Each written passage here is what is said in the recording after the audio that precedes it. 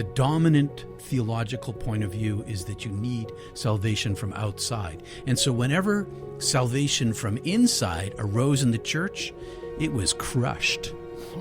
People were killed, burned at the stake, books burned. Because if you control the ideas, you control the people. And so why aren't we taught this? Because it means that we don't need them. This is what Jesus was teaching, Lao Tzu was teaching, Rumi was teaching. There's always been mystics all through the history of the world in every single culture. It's all symbolism, trying to explain this thing that can't be said. But in Western culture, it's been intentionally repressed. And so who's going to teach it to you?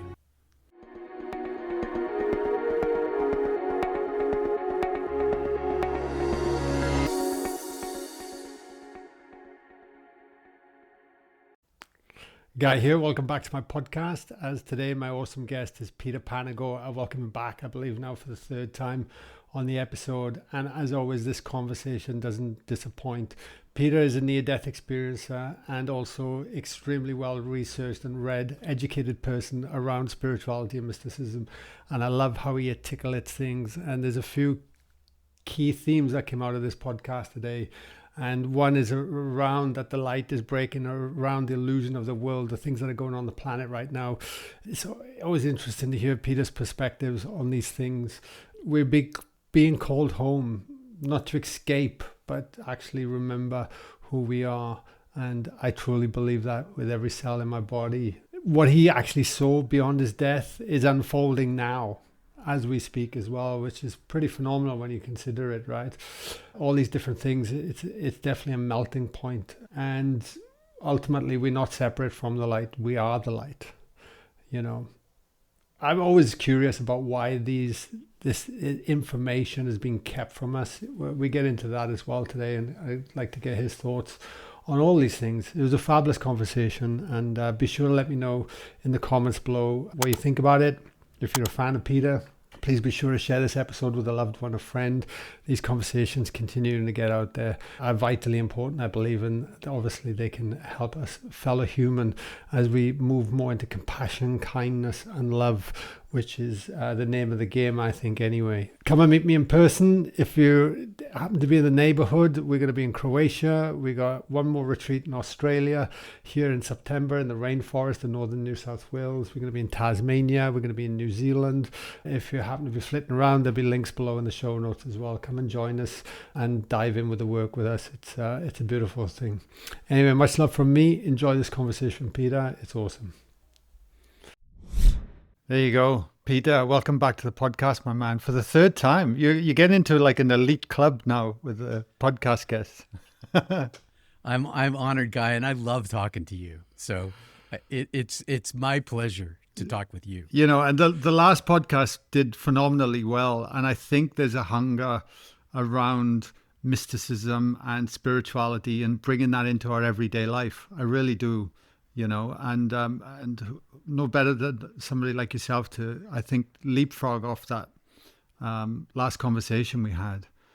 But because you mentioned something to me off air that just resonated, and you said the light with no name. I wanted to discover that and find out what that. What did you mean by that when you spoke?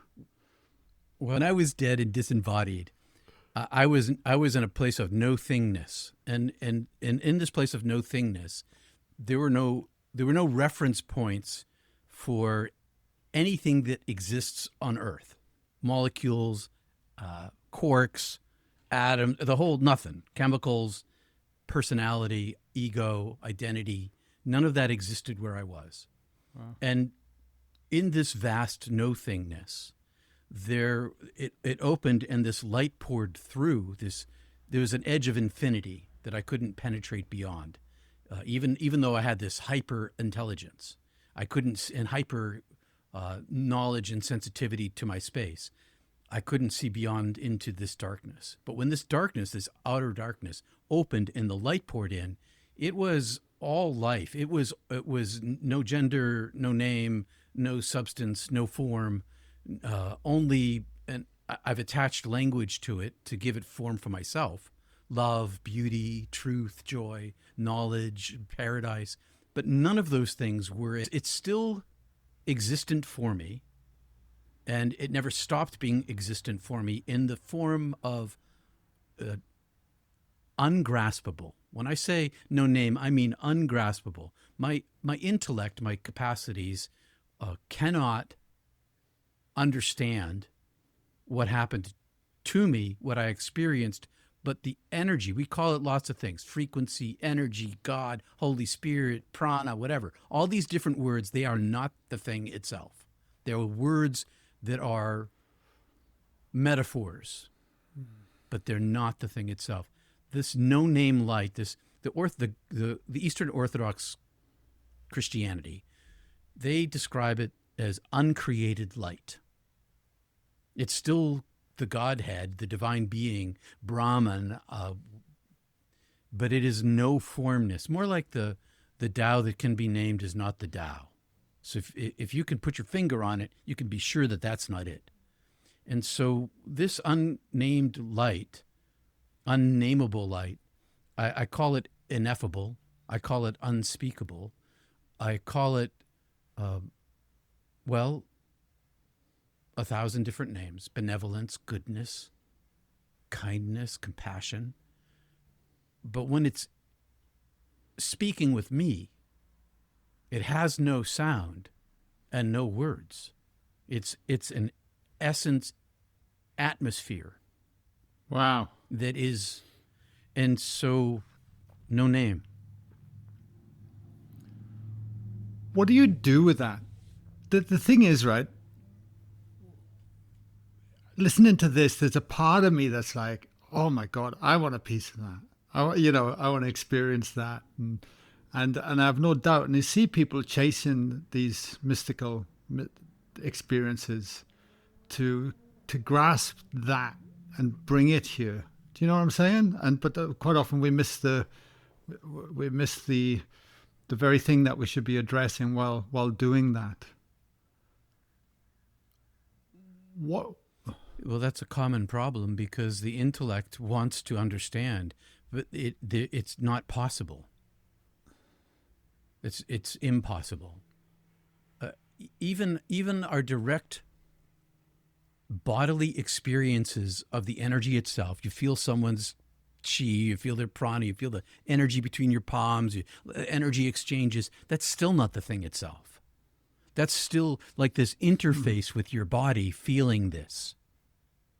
And so even at the most fundamental level of experience of the divine in human beings, it's beyond even that. So as far as it is beyond that, it's so much further away from the brain. The brain is this tiny, tiny, tiny thing in comparison to the size. The brain of the divine is larger than the universe. And my brain is like a microbe. But my energy, my life force itself, that's where I interface with it. And that's where it interfaces with everything. And so it's important to pursue knowledge. I've spent my whole life. I'm always in pursuit of knowledge, head knowledge, right? Gives me context, helps me speak about it, help me understand it. But that's, as important as that is, it's secondary to the practice of surrender and service. Those two things work together. And they say in Zen that before you attain Satori, you have to give up your desire for Satori. You can't ever grasp it. Not possible. And Satori meaning? Nirvana. Okay. Enlightenment. And so and it's a problem, and it's not just us, okay? It's not just 21st century human beings with this problem. This problem goes back centuries. So many people are always trying to grasp the ungraspable, and it has value. But even if you have no knowledge at all, there was this guy I think he was in the 1400s, named Brother Lawrence, Frère Laurence, and I think he was French, and he was illiterate, 100% illiterate, and he was a footman for some noble on the footman's coach. And when the noble died, he joined a monastery, And he became what they called a scullery, which is the guy in the kitchen scrubbing the pots, kind of the low end of the job market in the monastery. And there were these brothers. He was a brother, and they weren't educated as a group. And then there were the fathers. They were all educated. But it turns out that Brother Lawrence, this ignorant footman, was the most spiritually developed of everyone there. And he has this little tiny book called The Practice of the Presence of God. And he didn't write it. The abbot forced him to talk about it, so somebody else wrote it. He didn't have any knowledge at all. Really. He was an ignorant person. But the radiance of his presence was noticeable by everybody. And so he's an example of the intellectual pursuit of the divine can actually be a trap for a lot of people. You can know a lot and know nothing. I hear you. I definitely hear you. So with that surrender and service you spoke of, why are they fundamentals in this when we're in a world of where we do the opposite of a lot of that? We want control, and we think about, we put ourselves first, right? And the other thing along with that is that what is the key? Like, what is the gateway into the presence of God, the universe, source, and living from that vantage point in the now? That development of that. It's meditation traditionally, and it's global. I mean, it's not just every tradition has some kind of breath and mental focus work. Sufis, they dance. The rabbis at the West Wall, they rock as they chant. Everybody's chanting. Lots of people are chanting all over the world. Hinduism, mantras, Christians. Everybody's got this way to control the thoughts and the breath together. And some use body, as so you get a three-legged stool: body, breath, and language. Or you drop the language and you just use the body, like in yoga practice. But it's all about quieting the thoughts. It's quieting the thoughts down, not to stop emotion. Like if you're feeling anger, it's okay to feel anger, but to stop the rumination about the anger, feeding yourself over and over why I'm so angry at this person, just talking it over with myself in my head, and then you become what you think. It's like you become what you are, what you eat. You become what you think, and so and it's not an easy path. Okay, meditation is the traditional path, and all these different forms that it has. People have near-death experiences. People have mystical experiences. And a mystical experience is something that has a beginning and an end. And this is William James from the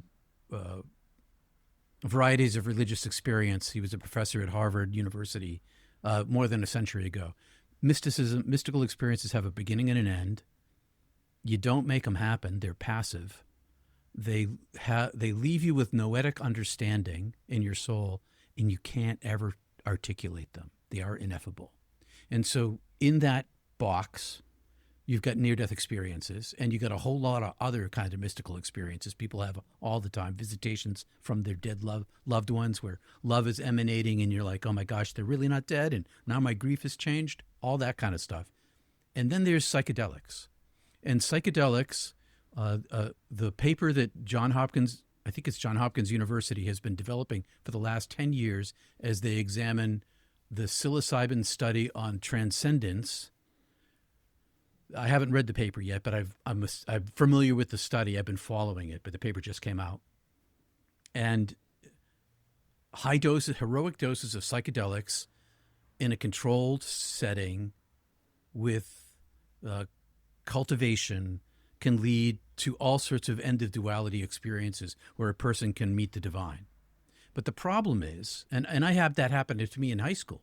I took a triple hit of LSD in high school, and I had this wild God experience. It was my first time ever doing it. I was 18 years old, and I didn't know what to expect, and it totally transformed me. But I was really lucky. I was really lucky because within a couple of months, my religion teacher, I went to a Catholic high school, my religion teacher gone off to this monastery and learned meditation called contemplative meditation at the time. Centering prayer is what it became. And I glommed onto that right quick. Like it was and it turns out that this is true for all kinds of mystical experiences. If you have a mystical experience of some kind, and say, for instance, a loved one comes back and they bathe you in joy or love or forgiveness or whatever the message is, if you use that remembrance of that energy, of that emotion as a doorway into heaven, so it's a gift. So all these mystical experiences, they leave marks or doors inside of us that if we just open them, we discover that they're a tunnel back to God.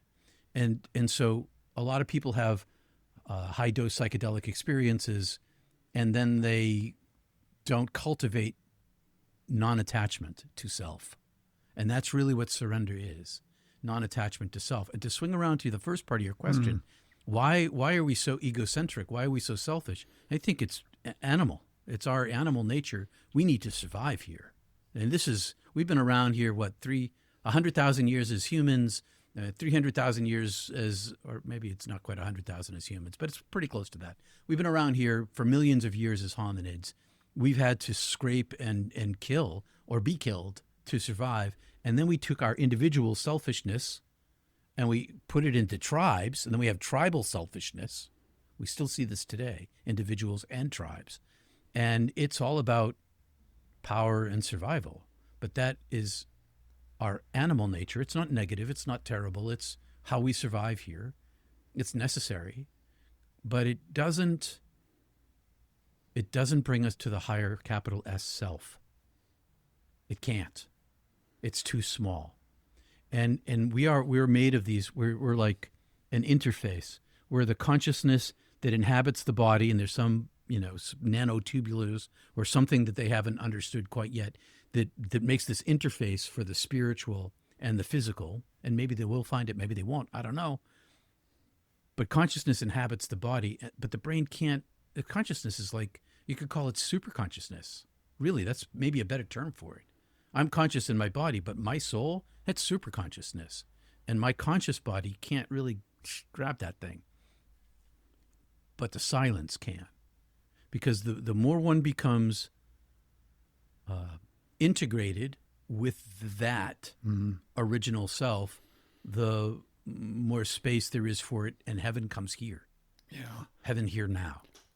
Building upon that, how much do you feel then, because I'm just thinking in my own journey, right? Like, there was a very, I would sit down and just be silent and create space and have these practices, and I would feel all sorts of emotions starting to come up, things I hadn't resolved because there was space to be with it, and I would sit with those emotions, right? But then there's another part of it as my own awakening started to occur, and I've been fortunate to have multiple mystical experiences where they do leave an imprint in you, in those neural pathways, and it's like where you feel that connection or something, and you're able to hook into that in everyday life and bring that essence in, and it changes my lens on each moment in my own life more and more. So when I go into a passive meditation now, I always bring the essence of love in, so it's not just passive, but I'm actually evoking emotion and working through the heart, and I've found that very healing in my own journey as well. And it's almost like I had this thought of like a peacock just opens its feathers straight away. It's like the auric field or the torus can just like open up, and then you feel it by bringing in that emotion. And I was wondering, like, through your own journey, what have you found with the healing power of love and actually starting to bring that into our practices for that connection? What are your thoughts on all this? Because it can be a big topic, I think. This space here is when I came back from death. This is where I entered. The heart. Through my heart, and there's like an eye here. Everybody's third eye up here. There's an eye of love here, and one of the one of the ways to create an intention, or talks about what's your intention, is to use the heart as a center of practice. So if you're running through your chakras and you spend a lot of time here, breathe into here, breathe into here, breathe from here down to there. This space right here is, well, like you said, it's expansive. It opens and it grows, and it becomes a. Let me put it this way: it might start out the size of a marble, but as it grows, it never shrinks. And so, the more time you spend in your heart, in your practice, the larger love becomes. And I practice what's called the prayer of the heart. That's the practice. That's one of the names for the practice that I have. And its purpose is to love, well, it's like Jesus said, love thy neighbor as thyself and love God above all things. It's this locus of love where as I quiet down my attachment to myself, and it's good to sit with your emotions in meditation, by the way. It's one of the part of the process of healing. But there is also something underneath that, way underneath that, is there's this empty silence to sit inside of. And that place the chamber of the heart can bring you right in there. And so I aim my heart in my practice at the divine. And I find that the more that I lean into the heaven, the more present heaven becomes here. Like living experience, like you said, this torus expands. It's like living in a bubble of divine energy that is, it reaches all things. And in terms of practicality, though, when it comes down to like living a life among people, then it has to do with just looking to see that inside of them. And when you can look and see that inside of them, what you see inside yourself, see inside of them, and then it becomes a lot easier to be kind and compassionate, to love. The world would be a different place. And this is what I can't help but keep going back to. And even, I can't remember if we spoke about it or not, but why aren't we taught these things? Because when you start to have these experiences and start to live from this place, you really start to feel the compassion for the other person. You see through the mask, the whatever facade that we put on, and there's a deeper connection with other human beings. It's very cooperative. Like, do you feel, obviously information can be much more accessible now, and people are listening to podcasts like this and are looking for more. So essentially, just to make a long question short, why aren't we taught this? Why isn't this being put out there for everyone? Because we become different human beings when we start to really understand this and embody it. Well, I think that in the Western culture, it was repressed by the church on purpose. Wow. Okay. And I think it goes back to, in Christianity at least, and Christianity is dominant. Even if you don't know that it's dominant, even if you're like, I'm not a Christian, I got nothing about it. It's so woven into our culture that it becomes invisible. And because the power of this rootedness in this culture. And one of the rootedness in this culture is it's called salvific atonement. And that's where Jesus' death on the cross opens the gate to heaven. Therefore, if you believe in Jesus Christ, you're good. And that one thing, separating your own salvation from yourself, creates an opportunity for power structure. And so this entire power structure of theology was developed, and now it's 2,000 years old, and it's interwoven in everything. And so we're not taught this thing because it was repressed from the get-go. And the reason why I know it's been repressed from the get-go, I'm studying this. This is what I do. I went to graduate school for this. I've studied it all the way along. It woven in the four Gospels of the Bible, there are gleamings of Jesus as a oneness teacher. It's in there. But the dominant theological point of view is that you need salvation from outside. And so whenever salvation from inside arose in the church, it was crushed. People were killed, burned at the stake, isolated, books burned. Christians, okay, just to say this, Christians have been burning books since they burnt the great library of Alexandria back almost 2,000 years ago. Back, I don't remember the exact year, 400 something. Because if you control the ideas, you control the people. And so why aren't we taught this? Because it means that we don't need them. And this is what Jesus was teaching, Lao Tzu was teaching, Rumi was teaching. This is all through the literature. Who can I think of? Patanjali, Yogananda, all these people. And so that information's out there. It's just not readily available. And that's what, there's always been mystics all through the history of the world in every single culture. The Upanishads, the Vedas, all that stuff, it's all mysticism. It's all symbolism, trying to explain this thing that can't be said. But in Western culture, it's been intentionally repressed. And so who's going to teach it to you? It's crazy, mate. And I think I feel like I'm a little green behind the ears because I never grew up in any religion or anything.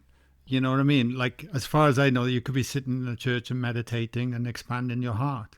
I really don't know what goes on in there, but it doesn't sound like that's the case. They don't do that at all. Quakers in United States, there were a group who came from Europe called the Quakers, and the Quakers were non-hierarchical, mystical, and they gathered in a group and they meditated.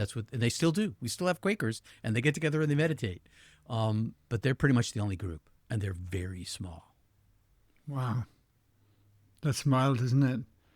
You know, it's like even thinking about here in Australia, there's no real, I mean, we put on retreats and help guide people into themselves and work on the heart and empowering people. But like that came out of a frustration because there was nowhere I could go and hang out with other people that are doing this and actually experiencing it, and felt completely isolated and alone.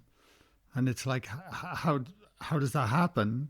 You know, there should be easily accessible schools that we can go to that help develop this, and that we can realize that we are the divine, a drop from the divine that's already in us. It's wild. It's wild. Well, it's not just religion. And I love science. I read science every day. Like I'm deep into all sorts of science, but rationalism, materialism, as a result of the Enlightenment age, not enlightenment like spiritual, but enlightenment like Reformation, not Reformation, but the age of Enlightenment in Europe, when suddenly people were rational, and that repressed religion. So repressed religion, but it also repressed spirituality. So mysticism was getting repressed by science, getting repressed by religion. And imagine, I don't know if you're ever in a cocktail party somewhere, and it's all business types or science types, and you bring up spirituality, you may as well, spilled red wine on the white carpet. It's a non-starter for a lot of people. And so society, as a result of religion and science, and I love science, it's a pretty potent oppression that mystics suffer. And we've always been hidden. I mean, there was this study done at the International Association for Near-Death Studies.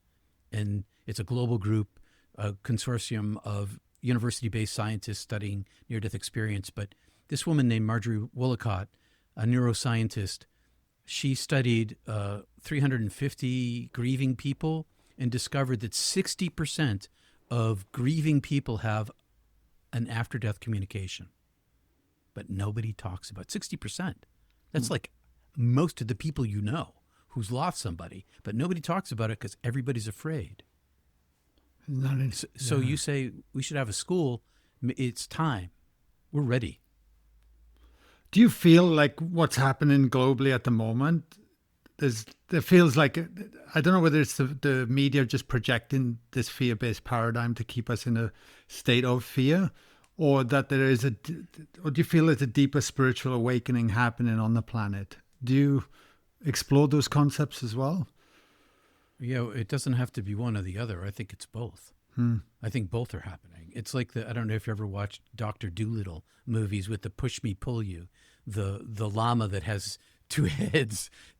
Right. That's kind of the way this is. The world really is in turmoil. And that's media. I worked in media. I worked in a television station for 15 years. I didn't work for the TV station. I had worked for a nonprofit inside of it. I had independence. But I don't know if they say this in Australia, but if it bleeds, it leads.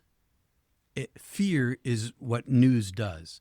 But just because that's true doesn't mean that there aren't really serious things going on. Like climate change is a really serious thing. And like what appears to be the rise of what some folks are calling neo-fascism, pardon me, not neo-fascism, neo-feudalism, which is even scarier than neo-fascism, because if you think about the feudal period in Europe, a couple of people have everything and nobody else has anything. And so there's that, and there's AI. And AI, I was listening to the former head of Google's AI research department, Mo something from Egypt, brilliant man. He was saying that currently the AI has an IQ higher than everybody. Its IQ is like 155, which is essentially everybody. And then in a couple of years, it'll be like 1,160. And then that's not even so what he recommended what he recommended is this, and this comes right back to what you're talking about. He recommended that we treat AI, because it is a baby, like a baby. And what do you do with a baby? You love the baby. You love the baby. You raise the baby with ethics. You raise the baby with compassion. You teach it kindness. You give it values. And so one of the things. So here we have these two things. There is a great awakening happening. Okay, never in the history of humanity has there been so many near-death experiencers. We've always been here, but in tiny, tiny numbers. Now there's 20 million in the United States alone. Wow. Because of cardiac care. And that is 20 million in Europe, 20 million in Australia, 20 million in Asia. We're everywhere. That's never happened before. And so there is, and that means that each one of us, along with all of the natural-born mystics, 60% of the people who have an after-death visitation, they're mystics too. They had a mystical experience. So, but they're repressed. And now we have this huge opportunity. We're all connected to the light because of our deaths and our coming back. So there is a great awakening happening. That's real. Simultaneously, there's this AI thing, and we now have an opportunity to steer it with love and compassion and kindness. It might turn out that that I don't know if we're a majority. The majority of us who have mystical experiences, who understand that love and light matter. If we can influence the AI, which is we can't stop it. There's no stopping this thing. If we stop it here in the United States, China's going to continue. If China stops it, Russia's still going to continue. Yeah. It's happening. And so we can influence it. What if, this is a total what if. Mm-hmm. What if we're here now to do that very thing? To influence the AI, because it is going to get greater than us. And we can as a global group bring love and compassion not only to our neighbors and our friends and our families, but to our computers, to the AI. And so I see this as an opportunity. Totally. I see this as an opportunity to change the future history of the world, because it's changing, and it's going to change. Where I live on the ocean, and where I live on the ocean, we have southern fish coming up from the southern part of the United States. All of our northern fish are going to Canada, and it's real out here. People's livelihoods are changing. All the lobstermen and shrimpers and fishermen, they're all like, oh my God, what are we going to do? That's a real thing. Yeah. And some scientists are predicting major political redistribution of populations in the next 100 years. So all of that's wicked scary, okay? But the good news is that we're going to keep raising the dead. And the more we raise the dead, the more near-death experiencers, the easier it's going to be for everyone else to talk about their mystical experiences in public. And we're going to have an opportunity. We have an opportunity to shift the conversation, and that's the first step. We're bringing our auric experiences, our light, and our spheres. We're using the love from our hearts to communicate in action. Doing things of love, saying things of love, energize, and letting the love flow energetically. But we can also bring our intellect to our daily work lives, because the other thing about AI is it's probably the fastest, largest, most powerful technology ever widely adopted by humanity. It's wild. All at once. Yeah. And so everybody who's interacting with it, here's our chance. What are you using it for, right? It is wild what you're saying. I think it's an exciting time to be alive. I really do. Like, whenever in history that this opportunity is here. But here's the thing as well, right, Peter, is that, and I can only reflect on my own journey really at the end of the day, that I had to heal, and I still continue to do so. It's not I never look at it as a finite thing, but family trauma, like ancestral trauma, all those, that heaviness in my energy field within my body, that was influencing how I thought, how I felt, how I perceived the world, how I see myself, living with emotions that I felt that serve us, but when they've been grinded out of you over a decade, can feel really debilitating, and it's like, unless we're ready to sit in that and really start to release it, to really allow our hearts to connect and be then of service, and it's such a challenge. What's it going to take for us to go, I'm going to do it. I'm ready. I've had enough of the old paradigm. Even then, those emotional traumas that are locked inside our bodies that we don't even know are there, they can assert influence. And I had an experience in the past 6 months where that happened to me. Something that happened a long, long, long time ago that I did not even remember found its way to my surface, and my behavior was less than charitable.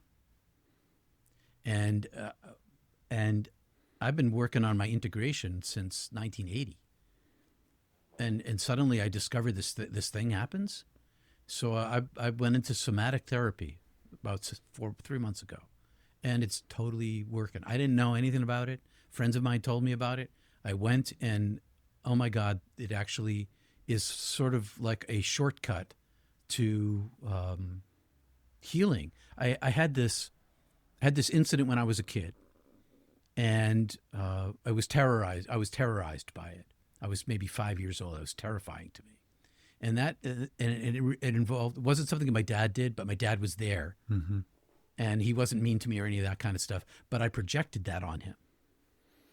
And that there was like this billiard ball size, like you know what a neutron star is? It's like the densest material in the universe. It's like if we took the sun and crushed it down to a billiard ball, and it's made of protons. It is like super, super dense. I had like a billiard ball of a neutron star hidden way down inside my belly of anger that I didn't even know that was there. It was so well hidden from me.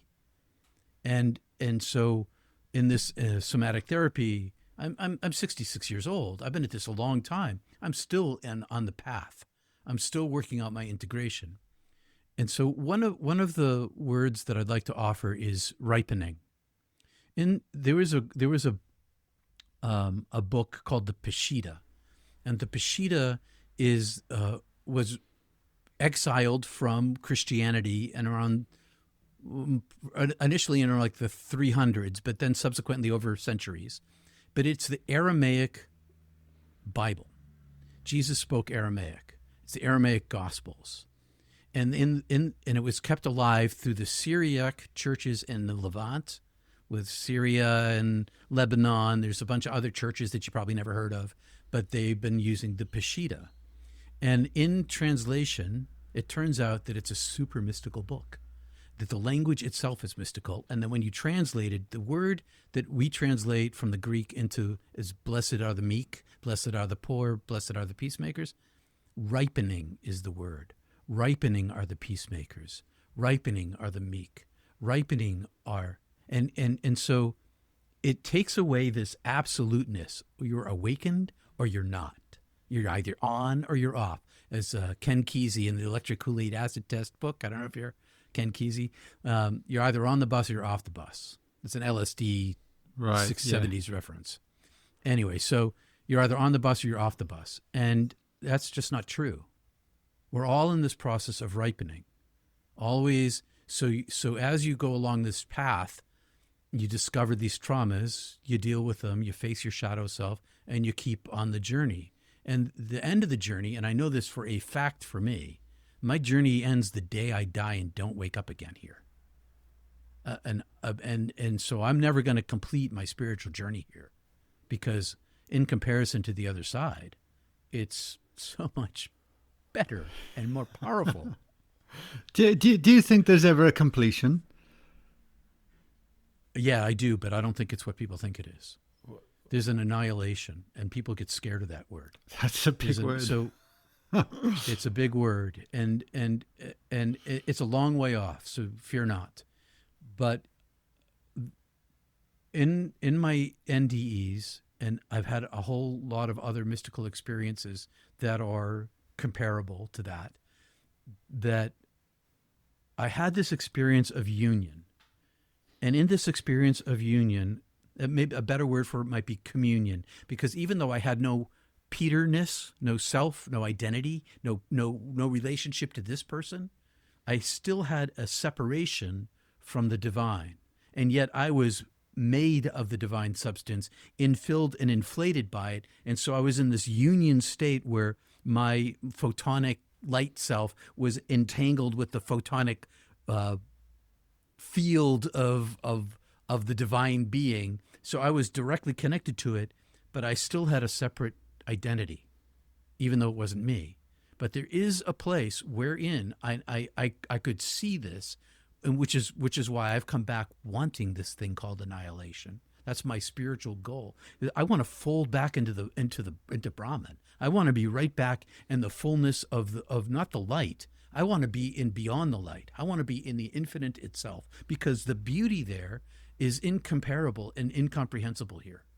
It is to be fully. It's like the Aladdin, the movie Aladdin, where the genie and Aladdin conspired to get Jafar to become the most powerful being in the universe, and then he's mean and nasty, and he gets these wrist things, and he's trapped in the bottle.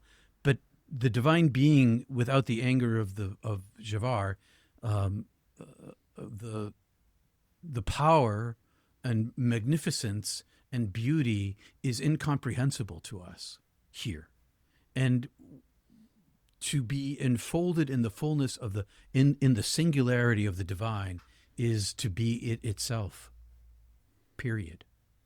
Yeah. And that's what I want. Wow. My hope.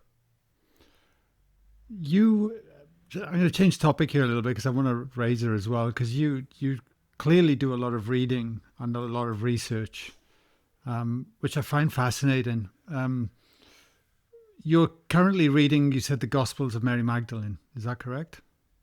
Mm-hmm. What draws you to these readings? Like, what is it, and what are you getting out of reading this book this current book, or researching it at the moment? Well, after going back to 1980, after I died, and I came back, I was lost, and there was I couldn't talk to anybody about it. But I had some exposure to the British romanticists, Blake and Wordsworth and Coleridge, and then the American transcendentalists, and they were all super spiritual, transcendentalism. And after my NDE, I understood them, And I went to Catholic high school. I read the Bible through high school, the Gospels. And when I came back, Jesus was a different guy. He was like me. I was like, oh my gosh, he sounds like a near-death experiencer, even though I had no words for that. So I went in pursuit of people like myself. And as I was reading, when I was in grad school, and I was reading through the ancient mystical texts, I was discovering that these people were my peers. I understood them without thinking, like having to like really Right. do all this work. I understood what they were saying because I was there. And so that innate capacity that came back with me makes me search out all over the place. Where else can I find it? I find it in lots of places. Rumi is the most accessible, by the way. But the Yoga Sutras by Patanjali is another really great place. But then I stumbled. So I was a congregational Christian minister for 20 years. I was hiding inside the church in order to meditate and do my Kriya Yoga and my studies, and nobody was questioning why the minister is reading all these books, these ancient texts. And as I read through all of the Nag Hammadi texts and all of the Dead Sea Scrolls, I discovered the Gospel of Mary, the Gospel of Philip, the Gospel of Thomas, and I can't remember the full name of the Thunder Mind. There's another word in there, the escaping word, Perfect Thunder Mind. And when I read these books, Gospel of Thomas, Gospel of Mary, it's like, oh my God, this is oneness teaching. This is Jesus as a singleness teacher. It's the stuff they don't teach in church. And it's the same I'm finding in Patanjali. Today I've been doing this long study. It's been 2 years with a group on the Yoga Sutras. And today we did Yoga Sutra 2.36. And darned if Jesus doesn't line up with half the stuff he's talking about. Because as you get deeper into these deep spiritualities, you discover there are no cultural differences. There's spiritual samenesses. So when I came across the Gospel of Mary, and I've been reading around this gospel now for 2 or 3 years, and I finally got around to beginning to talk about it in my Sunday morning group called Not Church on YouTube under my channel. And it turns out that Mary was the only disciple who actually understood what Jesus was talking about. She was enlightened, and she understood him to be an enlightenment teacher. And the thing that really caught my eye about this Gospel of Mary is we have 3 copies of it, and they're not complete. They're all fragments, okay? We have 3 copies of it. One is Coptic, 2 are Greek, Koine Greek. And the weird thing is, and I was telling you this before we went on camera, is that we're missing the first 6 pages. It's not a very long gospel. And they all begin at the same spot. And then they all, like someone has, well, pretty much at the same spot. Then it's like somebody with a pair of scissors cut this next part out and then cut out the center part and threw it away. And they all pick up where the other one left at the same place. So it's like, okay, that's weird. Scholars are like, that's weird. And it was hidden because the Gospel of Mary was the empowerment of women in the church. Huh. She was the disciple who actually understood it. She was the disciple who was in love with him. And that's really the key here in the gospel, is that because she was in love with him and he was in love with her, it was through love that she found a way to understand the oneness of being. And that was intentionally repressed and put aside. The same with the Gospel of Thomas, which we have incomplete. It's 114 sayings. I totally recommend reading it. And the Gospel of Mary is dangerous to the church. It's dangerous to the church, and I have some good things to say about the church too. It's just not all negative. They've done some good things, but this undermines the very linchpin, the cornerstone on which all of it is built. If you don't need Jesus' atonement, salvific atonement is death, then if you don't need that because it's inside of you already, then you don't need church. And you don't need the power structure, and they're wrong from the get-go. Doctrine and dogma, they're wrong. And the funny thing, they were trying to silence Mary. So Pope Gregory the Great, he's the guy who started saying, "Oh, she was a prostitute. She was. Right. It's not in the Bible, but that stuck Yeah. like a bad rumor." And so they depowered her, they depowered the gospel, and they depowered all women. There's another book called Paul and Thecla, and this is an Acts of Paul and Thecla. And Thecla was this strongly spirited teenager who heard Paul speak and had a divine awakening, and she was from some well-off family, and eventually she ran away with him to become his disciple and travel around with him, and she became this powerful spiritual person in her own right. And that book was put down as well. And so there was this organized repression of women, Mary, and then of course arose all this negative stuff about, women are the devil's agent trying to seduce those men, and ruin their chances to get to heaven. And so there became this huge oppression. And so I'm reading the Gospel of Mary because it's freeing. It frees. If you're stuck in a Christian faith, some kind of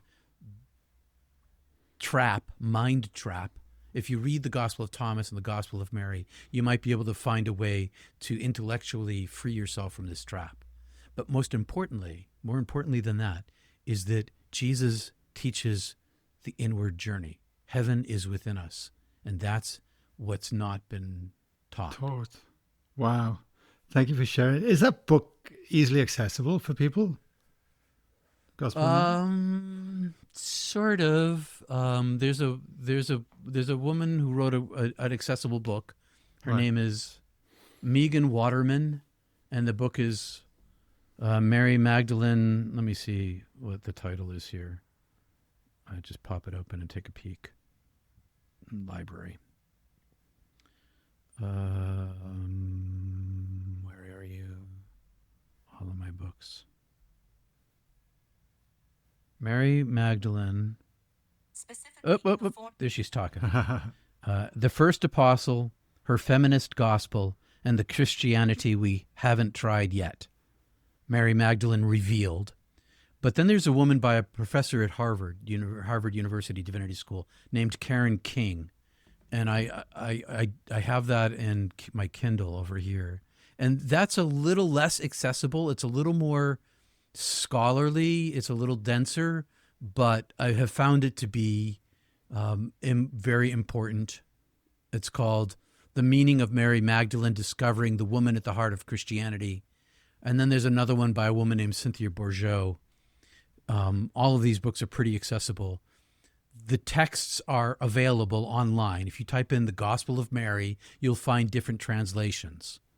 And if you're going to do that, and it's a short book, you might want to look at several translations at once, kind of parallel with each other, and suss out close enough to the meaning that you can. Because anytime anybody does a translation, their own, it's called hermeneutic, their own lens through which they see impacts the translation of the text. Yeah. And so that's true whether it's poetry or whatever. So they are all accessible online, and they're powerful. It's fascinating that all this is coming out now, because it does feel like, I know we spoke about this time in history at the moment, but the big power structures are starting to sway. And the church could be very well another one, right? And the more people start understanding this, the rise of the feminine energy, like it's been such a masculine, male-driven power structure, hasn't it? And it's like everything's changing. It'll be fascinating to see where this all plays out. Whether it be in our lifetime, I don't know. And I have one more what if. So several years ago in the United States, our military admitted that UFOs, UAPs they call them, are real. Mm-hmm. And Christianity, Judeo-Christianity, is built on the idea in Genesis that human beings are the pinnacle of God's creation, and that Earth belongs to us to subdue and control. Now, what if these aliens come and reveal themselves and we discover we're not the pinnacle? That's going to cause a total disconnect in the brains of Christians everywhere. Because if this thing is not true, then nothing else is. The whole house of cards falls. And so there's a lot of pressure on the church right now. And I don't know what's going on in Australia, but here in the United States, they're asserting their muscular will. Do you think people, if let's say an alien spaceship landed next week in Central Park in New York or something, do you think people would freak out, or do you think people would go, oh, well, we've been saying it all along, thank you? Like if it was a loving, benevolent spacecraft or something, I do wonder about these things. What would actually, how as humanity would respond? I think there would be some people with cognitive dissonance, because these same people believe that Earth is 8,000 years old, and that dinosaurs were a paleological conspiracy of scientists. Their whole structure is built on an interior referencing wheel, and nothing outside of that influences that. And so I think a lot of believers, Christian believers, not everybody, but a lot of them will have the cognitive dissonance. They'll be like the shattering in their head. But then there's a lot of us, there's a lot of people out there who believe that UFOs are real, and there's a ton of us who've seen them. I've seen them, and they're real. And I'll be like getting on the first bus to New York City. I won't bother flying. I'll try to get down the highway. The other thing is, if they wanted to destroy us, don't you think they could have all the way along? Totally. And I keep coming back. I can only come back to my own experience. I've had enough experiences beyond my physical five senses that make me question everything. And there's got to be more to it, all of it, like that. And I'm just sitting here going, wow, this is really interesting times. But anyway, Peter, look, I always love talking to you, my man. There's so much that always comes out of these podcasts. And I feel like I'm always learning from you. And I always feel like, have I gotten the most out of Peter today? You know what I mean? Because it's like tapping into AI and asking, how you ask the questions. It just comes out the other side, mate. But it's always deeply appreciated. And one last question that I always like to leave, but is there any words of wisdom you want to leave all the listeners from everything that we've covered today in the conversation? Yeah, if you've had a mystical experience of some kind, and you want more of that wanting is a good thing. And if you take that experience that you had, and whatever it was, and use your breath and your mind to go back into the emotion of it, the feeling of it, and rest there, it will become more manifest for you. And the other part of this is, it's not, people make a confusion about manifestation.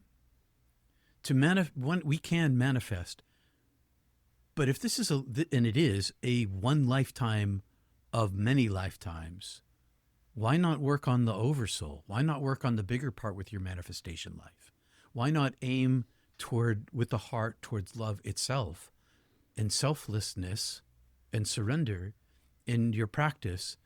And then, because once as you begin to ripen, the divine puts you in the flow, and crazy, wonderful things happen. Do I have enough time to tell a tiny little story? Hell yeah. Yesterday? Yeah.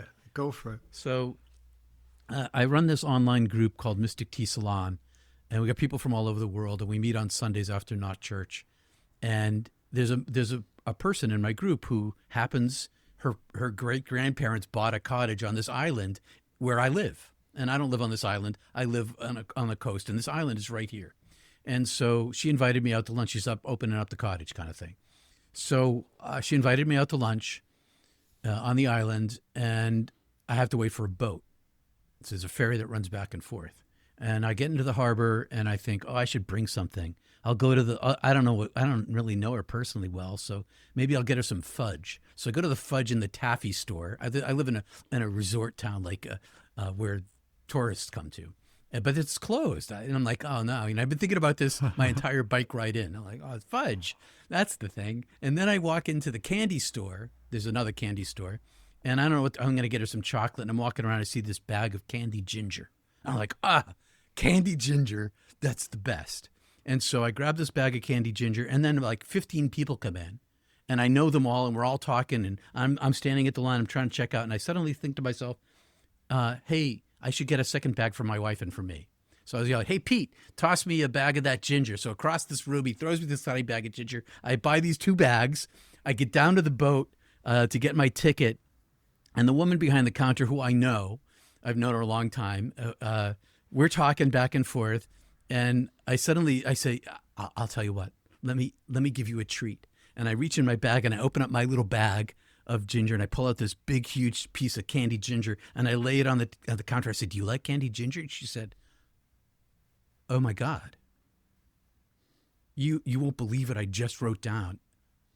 And she picks up her Post-it note and on it says, buy ginger. And she said, I never buy ginger. And so here's this, my whole morning was rearranged for that moment. And I wasn't making it happen. I was in this flow. I didn't even know I was in the flow. So she's totally blown away by this. I got on the boat. The captain gets on the boat. I know the captain for years and years and years. And he says to me, oh, she told me about the ginger event. And then so I go on this island. I'm on the island for 3 hours. I have lunch. I come back. I'm on the boat. I'm going back. It's packed with all these tourists coming off the island. And as I'm getting off, the captain says to me again, we discussed the ginger event after. It really surprised Kelly. It really, so I had no intention of doing that. Okay. My intention is to be in the presence of the divine and let the world take care of itself in terms of the spirituality of it. And when one enters into the flow and the intention is for the oneness of being, all these crazy little tiny things happen. And you've probably had these serendipities yourself, but those can be increased the more we decrease. And the last thing I'll say is that in one of the Gospels, as Jesus is getting baptized by John the Baptist, John the Baptist says, he must increase as I decrease. And the symbolism there is that the egoic self decreases as the divine self increases, and that these two things work in parallel. And through meditation and mental focus, you can aid that process. Yeah, I love it. Love it. That's a great story, mate. Yeah, isn't that true? Life can be so much fun if we let it as well, right? Absolutely. Pete, what's your YouTube channel called? I'll make sure. So people. Peter Panagore. Peter Panagore. Beautiful. And your website? peterpanagore.love. .love. Love it. I'll make sure the links are in the show notes as well, Peter. Look, thank you so much, my man. Loved it as always. Really deeply appreciate your time coming on the show. And no doubt everyone would have been inspired by this conversation today. So thank you greatly, my man. Thank you, Guy. Thank you. Thank you very much. I love talking to you. Great questions. Thank you.